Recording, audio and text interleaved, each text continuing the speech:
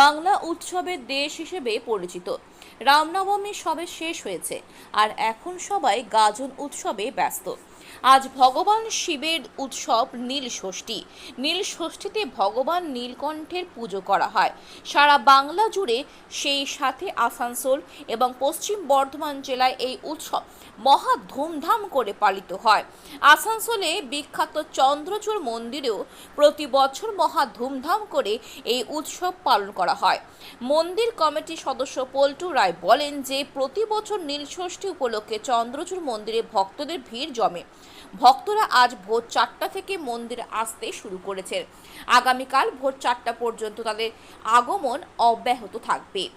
ভক্তরা ইতিমধ্যে আসতে শুরু করেছেন, তারা প্রদীপ জ্বালাবেন এবং ভক্তদের এই আগমন আগামীকাল ভোর 4টা পর্যন্ত চলবে। নীলষষ্ঠীর কিরকম মানুষের কত সমাগম হচ্ছে? আমরা মোটামুটি ভোর 4টে থেকে শুরু হয়ে যায় জল ঢালা। 4টে থেকে আপনার সারা রাত চলবে। ভোরবেলায় সবাই পুজো টুজো করে লাস্টে বাড়ি যাবে, সারা রাত প্রদীপ জাগাবে। বেশ কয়েক লাখ লোকের সমাগম হয়েছে। টোটাল তো কাউন্ট করা সম্ভব হয় না।